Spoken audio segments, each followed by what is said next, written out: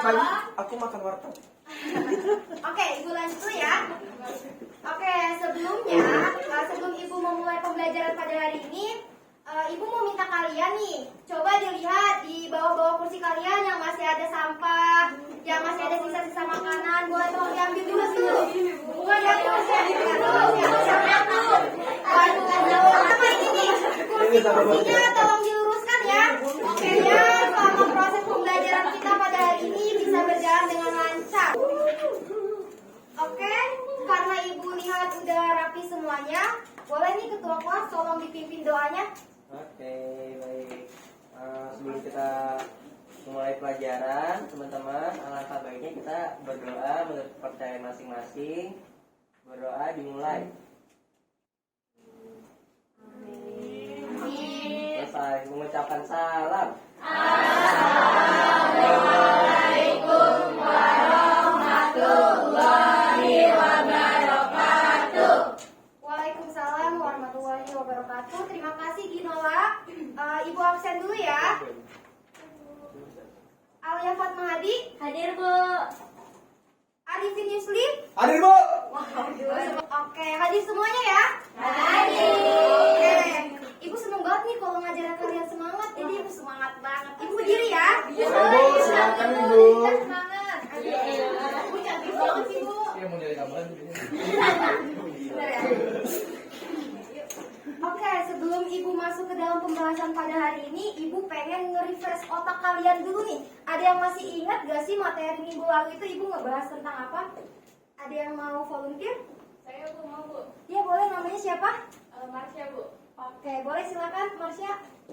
Jadi pertemuan minggu lalu itu kita ngebahas tentang globalisasi dan dampaknya terhadap perubahan sosial terutama di tingkat lokal atau komunitas. Nah, perubahan-perubahan yang terjadi dalam masyarakat sangat beragam dan kompleks, terutama dalam masyarakat yang mengalami modernitas. Dengan adanya modernitas, masyarakat menjadi maju baik dalam bidang pendidikan, teknologi maupun ekonomi. Dengan adanya kemajuan teknologi, komunikasi dan transportasi menjadi lebih mudah. Oleh karena itu, pergerakan informasi dan manusia menjadi lebih mudah dan cepat. Perubahan tersebut berdampak pada hubungan antar negara. Wah, penjelasannya sangat spesifik banget nih. Nah, jadi betul anak-anak yang dikatakan oleh Nak Marsha tadi, bahwasannya tanpa kita sadari, perubahan-perubahan tersebut itu mengakibatkan adanya suatu permasalahan sosial, yaitu ketimpangan sosial. Nah, ketimpangan sosial disinilah yang menjadi bentuk nyata dari dampak perubahan di tengah globalisasi dan merupakan sebuah permasalahan sosial karena terdapat ketidakadilan dari berbagai aspek kehidupannya.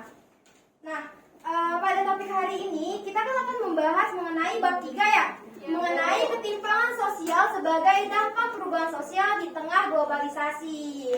Nah, adapun subbab yang akan kita bahas pada hari ini, yang pertama mulai dari dampak-dampak dari ketimpangan sosial, lalu dilanjut bagaimana sih cara kita mengupayakan dari adanya ketimpangan sosial, dan yang terakhir pastinya kita akan mengidentifikasi dari posisi penguatan lokal dalam merespon perubahan sosial di masyarakat. Dengan mempelajari bab ini, Ibu harap kalian semuanya dapat minimalisir nih dari adanya dampak-dampak negatif dari ketimpangan sosial dan dapat mengoptimalisasikan komunitas lokal yang dimana komunitas lokal itu dapat menghadapi ketimpangan sosial di era globalisasi. Oke, karena kalian bawa buku paket sosiologi nggak? Oke, tolong dibuka halaman 120 hingga 132 ya. Tolong dibaca terlebih dahulu, Ibu beri waktu sekitar 5 menit. Yang nggak bawa bukunya boleh berdua sama temennya ya. Iya, boleh bertiga.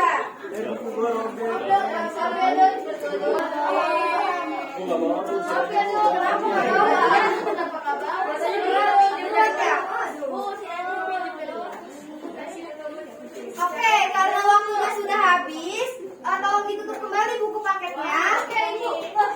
Dan tolong diperhatikan ke depan. Baik.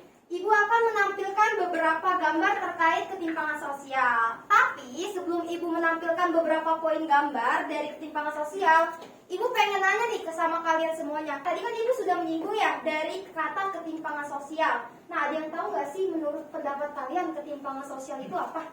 Saya Bu, Oke, Ica boleh silakan. ketimpangan sosial itu didefinisikan sebagai adanya atau hadirnya ketidakseimbangan atau jarak yang terjadi di tengah-tengah masyarakat yang disebabkan adanya perbedaan sosial, ekonomi ataupun budaya. Jadi ketimpangan sosial adalah bentuk ketidakadilan yang dirasakan oleh masyarakat dalam satu juga kehidupan. Oke, terima kasih Nak Ica. Ada lagi yang mau berpendapat? Oke, Rida silakan. Ibu, menurut saya ketimpangan sosial merupakan buah dari bermacam kondisi masyarakat dari miskin sampai kaya. Dan ketimpangan sosial bisa menimbulkan dampak negatif bagi masyarakat luas karena memicu kecemburuan sosial. Oke, kita beri applause dulu untuk Kak Ica dan Kak Rido. Jadi benar ya anak-anak yang dikatakan oleh Nak Ica dan Kak Rido. Di sini Ibu akan menambahkan sedikit pengertian dari ketimpangan sosial. Jadi, ketimpangan sosial juga dapat diartikan bahwa adanya ketidakmerataan akses. Akses di sini tuh yang dapat diperoleh melalui pemanfaatan-pemanfaatan seperti sumber daya yang tersedia. Nah, sumber daya yang tersedia di sini meliputi yang pertama kebutuhan primer dan kebutuhan sekunder. Ada yang tahu nggak kebutuhan primer di sini itu apa dan kebutuhan sekunder itu apa?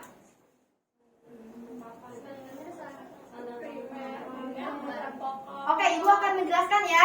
Jadi sumber primer di sini tuh meliputi di bidang pendidikan, kesehatan, lalu juga tersedianya peluang dalam bidang pekerjaan gitu. Karena kan kita sedang mempelajari ketimpangan sosial. Lalu dari kebutuhan sekunder itu meliputi bagaimana cara kita memperjuangkan hak asasi, lalu juga penyaluran gagasan politik itu seperti apa, dan adanya pemenuhan pengembangan karir serta lain sebagainya. Oke, boleh di next. Tadi kita udah, boleh di next. Nah, di sini Ibu menampilkan beberapa poin gambar dari ketimpangan sosial. Di sini ada 6 gambar. Ibu mau minta dari masing-masing anak maju ke depan untuk menunjukkan bahwa gambar 1 itu apa, gambar 2 itu apa. Ada yang mau? Boleh langsung maju ke depan.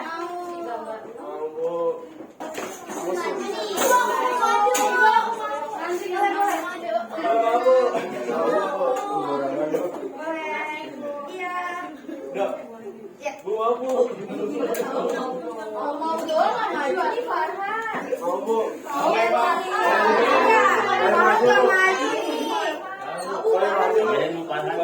Ada satu lagi nih, siapa yang mau maju? Boleh, ayo. Silakan. Ayo boleh. Coba ngasih Iya boleh. Nah, ini. Oke, karena ini dari ke-6 gambar tersebut udah dijawab oleh teman-teman kalian, kita langsung bahas aja ya. Nah, di sini gambar pertama teman kalian menerangkan bahwa ketimpangan sosial di bidang pendidikan. Gimana, benar apa enggak? Benar, Ibu. Oke, nah gambar kedua di sini ada ketimpangan sosial di bidang pendidikan. Benar? Oh benar, Bu. Karena satu-satu. Bedanya sama gambar ke-1 itu apa? Kalau itu masih pakai bambu, Bu. Nggak pakai sepatu juga masih. Oh, iya. Terus bedanya ya Allah, ruang kelasnya Berarti ini merupakan gambar 1 dan gambar kedua dari ketimpangan sosial di bidang pendidikan, benar ya? Benar. Oke. Lanjut di gambar ketiga di sini teman kalian menjawab mobilitas geografis, benar apa enggak? Benar. Kenapa di situ dikatakan mobilitas geografis? Ya. Lanjut di poin kelima ini gambar kelima dijawab oleh Naipin ya. Ya, Bu. Dia menjawab perkembangan akibat globalisasi, benar nggak? Benar. Karena biasanya nih anak-anak cewek zaman dulu tuh biasanya kita main karet. Iya, main congklak. Kucing. Nah, tahu kalau di masa-masa sekarang itu banyak sekali anak-anak yang main mabar. Betul. Oke, mohon perhatiannya ya anak-anak. Di sini Ibu akan menjelaskan mengenai dampak ketimpangan sosial. Nah, dari adanya dampak ketimpangan sosial ini terbagi menjadi 2. Ada yang dampak positif dan juga dampak negatif. Nah, Ibu membahas mengenai dampak positifnya dulu nih. Yang pertama di sini adalah ketimpangan sosial dapat menjadi stimulus ampuh bagi beberapa wilayah.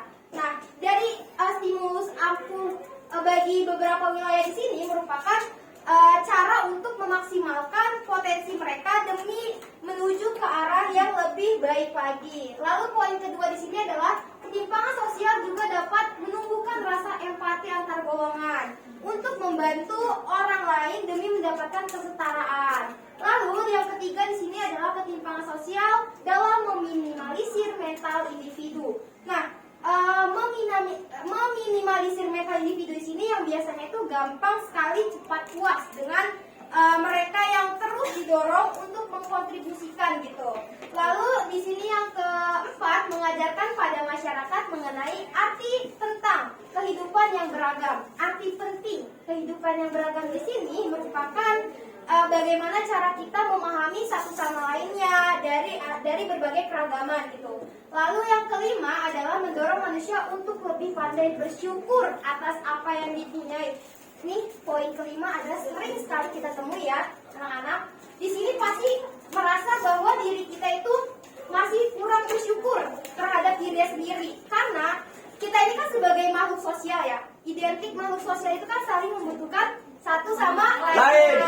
Nah, maka dari itu kita sebagai manusia, kita sebagai individu juga harus bisa bersyukur atas apa yang kita miliki. Oke, lanjut ke dampak negatifnya. Nah, dampak negatif di sini yang pertama adalah melemahnya minat untuk berwirausaha atau bergerak swasta. Kenapa ini masuk ke dalam dampak negatif? Karena banyak sekali di Indonesia ini PT-PT yang menanamkan saham dari luar negeri ke Indonesia gitu kan. Nah, hal ini tuh secara perlahan dapat menyisihkan pengusaha kecil yang tidak mampu untuk dapat bersaing secara baik gitu.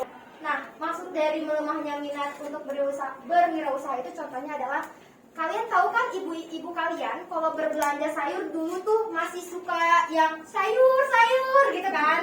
Nah, itu zaman dulu ya. Nah, zaman sekarang itu banyak sekali kita bisa mesen sayuran, mesen segala macam itu dari handphone gitu kan. Itu contohnya adalah pasar Sugari. Nah, lanjut kita yang kedua adalah diskriminasi sosial. Nah, diskriminasi sosial di sini ada yang tahu nggak sih diskriminasi itu apa? Betul banget. Jadi biar kita gampang dimudah dan kita mudah dipahami juga, kita menampilkannya seperti ini teman-teman, anak-anak. Diskriminasi sosial. Nah, diskriminasi itu yang pertama adalah sikap, yang kedua adalah perilaku, dan yang ketiga adalah tindakan secara tidak adil yang terjadi pada individu atau kelompok. Nah, contohnya seperti apa? Contohnya nih, ibu ngambil contoh pada siswa-siswi di sini ada yang mendapatkan perlakuan yang tidak adil dalam hal apa? Dalam hal ketika dia pergi ke kantin untuk makan dan lain sebagainya, itu kan banyak perlakuan atau perbedaan gitu ya terhadap ketika dia melakukan bertemu dengan teman-teman yang banyak, sedangkan dari teman-teman yang banyak itu mereka dari berbagai macam daerah gitu. Karena kadang kita ketemu sama orang yang dari berbagai macam daerah, kadang kita masih suka bingung gitu untuk memahaminya dari percakapan dia gitu. Nah, ada lagi nih kecemburuan sosial. Nah, kecemburuan sosial di sini tuh bukan perihal kayak misalkan Alia punya pacar, terus pacarnya jalan sama yang cewek lain, itu kan cemburuan apa? Nah, itu bukan kerana gitu ya anak-anak. Jadi kecemburuan sosial itu contohnya itu adalah ketika seseorang itu memiliki prasangka atau perasaan terhadap seseorang ataupun golongan tertentu yang dimana masyarakat itu dapat dibeda-bedakan atau terjadi pembedaan terhadap suatu kelompoknya. Nah, lanjut. Oke, selanjutnya di sini adalah upaya mengatasi ketimpangan sosial di masyarakat. Yang pertama ada program bantuan sosial, lalu yang kedua adalah pembangunan infrastruktur sosial, lalu yang ketiga penyediaan pendidikan yang berkualitas, yang keempat adalah pemberdayaan ekonomi masyarakat miskin, lalu yang kelima adalah pengembangan koperasi dan usaha mikro kecil dan menengah atau yang kita kenal dengan UMKM. Lalu selanjutnya adalah penyuluhan dan pemberdayaan masyarakat. Boleh di next? Lalu kita mempelajari mengenai penguatan posisi komunitas lokal dalam merespon perubahan sosial yang disebabkan oleh globalisasi. Nah, di sini ada beberapa upaya pemberdayaan yang dimana pertama itu dapat menciptakan kondisi yang kondusif. Lalu yang kedua adalah memperkuat modal potensi sosial masyarakat. Lalu yang ketiga adalah mencegah dan melindungi tingkat kehidupan masyarakat. Lalu di sini adalah ada relasi antar komunitas lokal. Nah, relasi antar komunitas lokal di sini adalah yang pertama ada membangun dan mengembangkan jejaring, lalu peranan pemerintah lokal sebagai fasilitator. Boleh di next? Oke, sebelum Ibu lanjut ke penugasan kelompok, di sini ada yang mau bertanya dulu nggak terkait pembahasan yang tadi sudah jelaskan? Saya Bu, Ya boleh, Ersa silakan. tadi kan Ibu udah jelasin ya tentang pengertian hubungan sosial dan pengertian sosial, upaya mengatasi dan juga penguatan posisi komunitas lokal. Nah, pertanyaannya itu mengapa sih menjalin relasi antar komunitas itu menjadi penting untuk memperkuat posisi komunitas lokal dalam merespon perubahan sosial? Oke, terima kasih Nak Ersa. Di sini Ibu izin menjawab ya. Jadi betul, tentu sangat penting ya. Mengapa? Karena ketika kita menjalin hubungan antar komunitas lokal itu dapat memungkinkan adanya pertukaran yang pertama mulai dari pengetahuan, sumber daya, dan juga pengalaman kita gitu terhadap komunitas-komunitas lokalnya. Sudah jelas Nak Ersa? Oke, baik. Kalau tidak ada pertanyaan lagi, sebelum Ibu tutup, Ibu ingin menjelaskan bahwasannya hari ini kan akan ada penugasan kelompok ya. Penugasan kelompok di sini ada penugasan secara besar. Nanti kalian berdiskusi kelompok, lalu perwakilan kelompoknya itu maju ke depan untuk memaparkan hasilnya. Boleh, ayo.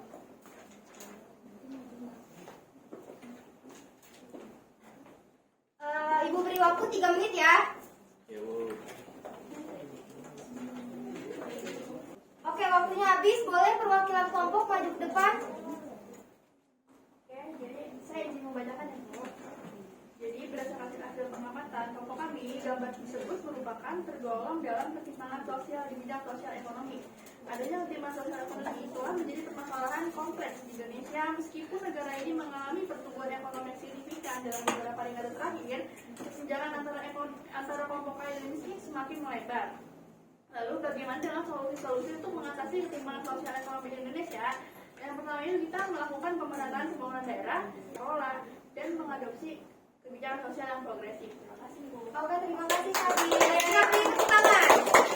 Oke, karena waktunya sudah habis ya, tadi sudah terdengar suara bel. Jadi sebelum Ibu tutup, Ibu pengen closingnya ada perwakilan dari kalian yang membacakan kesimpulan. Bu. Oke, boleh Farhan, silakan. Ya, saya mau kasih kesimpulan Bu. Jadi hari ini tuh kita belajar tentang bagaimana dampak ketimpangan sosial, upaya mengatasi ketimpangan sosial di masyarakat, dan terakhir kita juga belajar tentang penguatan posisi komunitas lokal dan merespon perubahan sosial yang disebabkan oleh globalisasi. Salah satu bentuk penguatannya yang dapat dilakukan ialah pemberdayaan agar dapat memperbaiki kualitas hidup. Proses yang perlu dilakukan yaitu dengan cara membangun partisipasi. Oke, terima kasih. Wah, kita beri tepuk tangan dulu nih. Berarti Farhan memperhatikan saat Ibu menjelaskan.